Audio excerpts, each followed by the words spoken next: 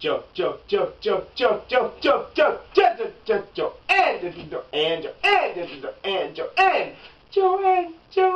Joanne. Why didn't I get her to give me her last name? Lo and behold, the Pizza Hut of Kinston, North Carolina. Now, why am I filming the Pizza Hut of Kinston, North Carolina? Because it fits in with my story. As a matter of fact, on that side right there, fits in with my story. How does this video of Pizza Hut tie in to the video you are about to see? Well, it happened on a September night, on a Friday night, sometime between 11:30 to 11:45. I was getting off work, and I walked into the dining room. I had my red plastic book bag with my notebook and my ordinary clothes in it to go into the restroom to change out of my uniform so I could sit in as a customer and have my favorite waitress, Sissy, wait on me. I'd fallen in love with her. The reason I got the job was because of her. Well, as I came out into the dining room, as I was walking towards the restroom, I noticed in a group of about 12 to 15 young people, this good-looking girl, tall, auburn hair, button-up shirt with the sleeves rolled up, long, trim, sumptuous forearms with those coming out of those sleeves. This girl looked good. On a scale of 1 to 10, I'd have to say this girl was probably a 10 or an 11. Well, I turned and walked to a booth and threw my book sack into that booth so that when I came out I could sit there and work on my notebook and glance at her every so often. Well, I took my change of clothes, hurried to the bathroom, and hurried to change, wanting to get back out before they could finish their meal and leave, and came back out and sat down. Man, that girl looked good. I started writing in my notebook. I was so excited, so wired. I couldn't concentrate on what I was writing, so I would make a mistake. I'd rip the notebook page out of my notebook, crumple it up loudly, just hoping she'd notice and would look at me. I started writing on the 4th page or something like that, and I heard a voice call at me, "What you working so hard on over there?" It was a girl. I looked up, I'm like, trying to affect some modesty. "Oh, it's nothing. It's just a game I'm working on. When you finish it, we'll play with you. Come over here and show it to us."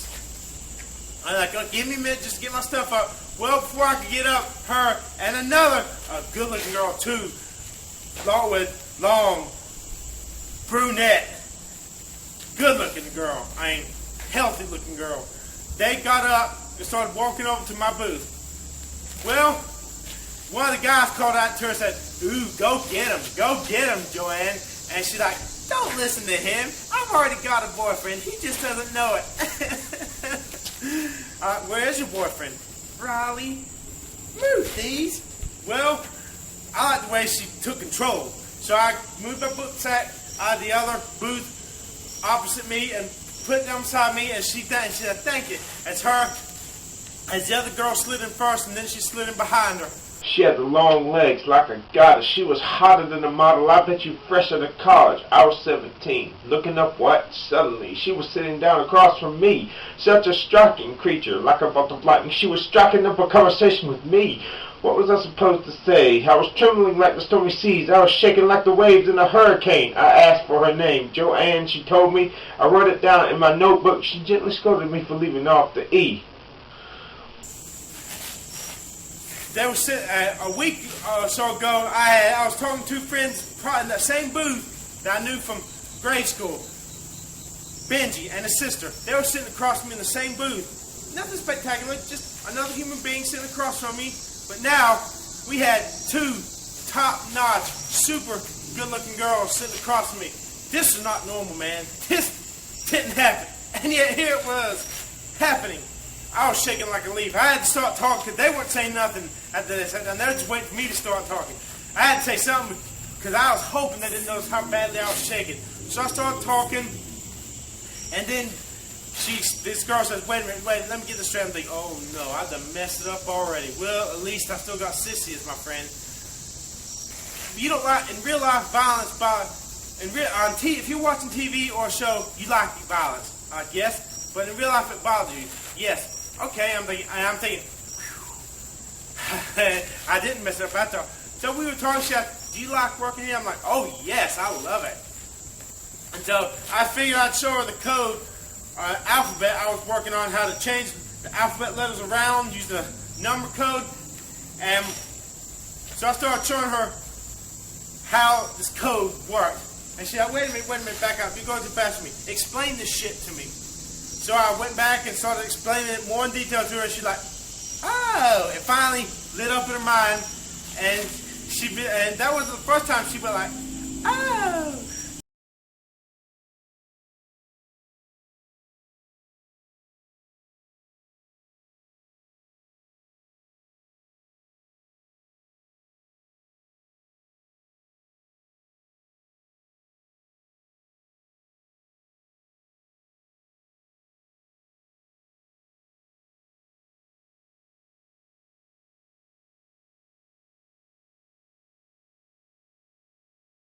So I said, okay, well, let me tell you. I showed her what my name was in the code.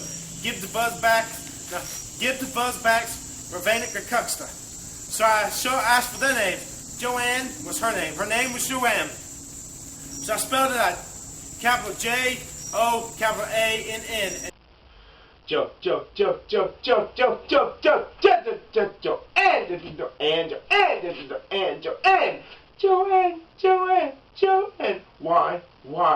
Why didn't I get her to give me her last name? So I spelled it out.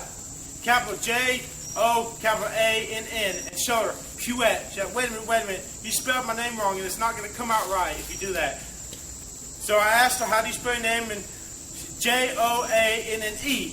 Then it came out as Puetta. The girl was smart. Impressed me that this girl was smart, too. Had some good presence of mind. I asked the other girl her name. Michelle. Her name came out Sagbara. That's the only... I think she was there either for moral support for her friend or just to make sure her friend didn't get in too deep. Her long-lost Joanne didn't get herself into something she couldn't get out. Because that was the only thing she said to me. Well, we were talking, and she asked... And then I'm trying to think, there was one more thing we talked about. I forgot. She asked me if I liked working there, and well, by the time my waitress, Sissy, comes over about to take my order, but she sees the two girls sitting there, she steps back and says, oh, so you all may have met Chris, haven't you? And like, yeah, well, he started working here he came to work for us about 2 months ago. So Sissy knew these people. Turn!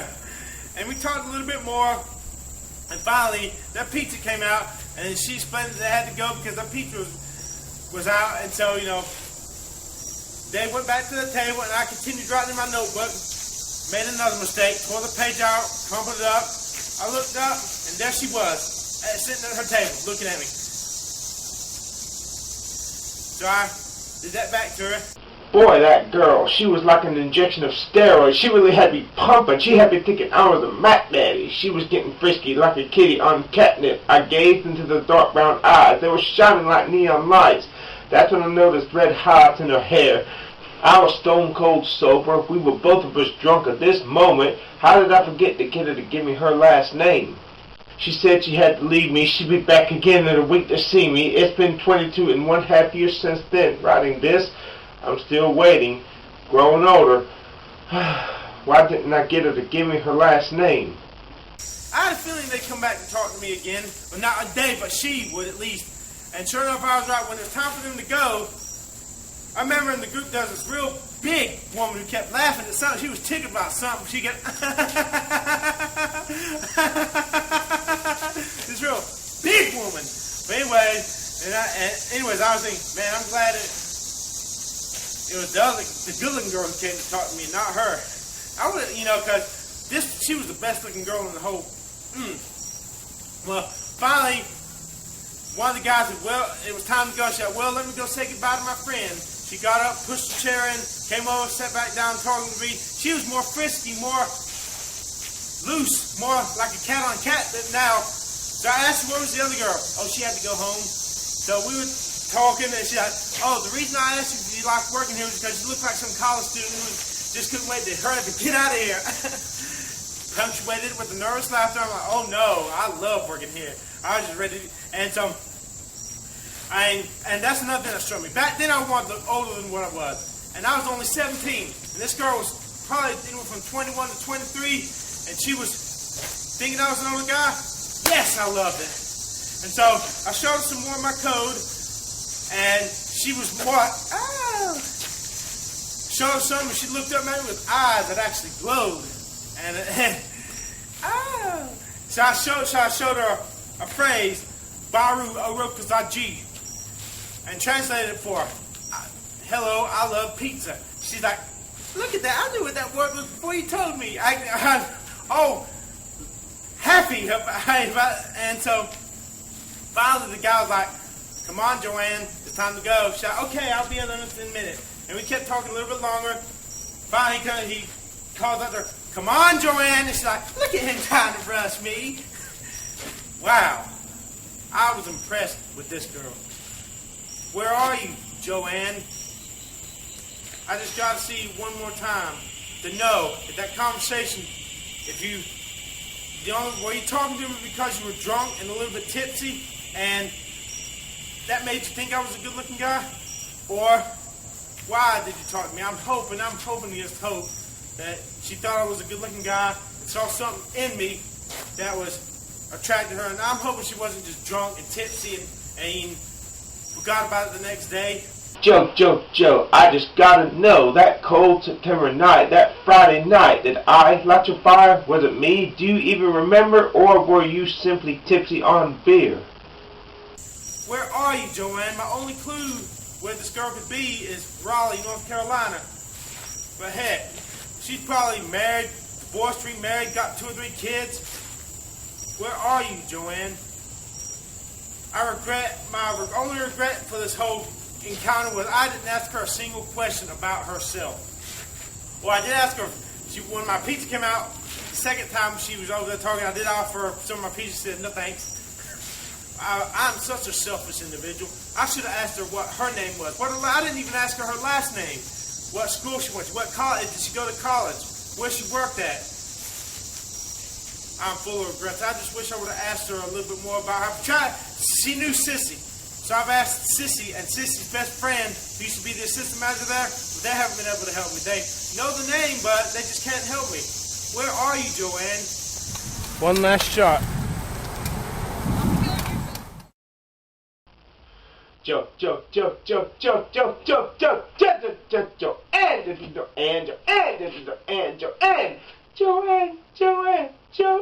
why didn't I get her to give me her last name?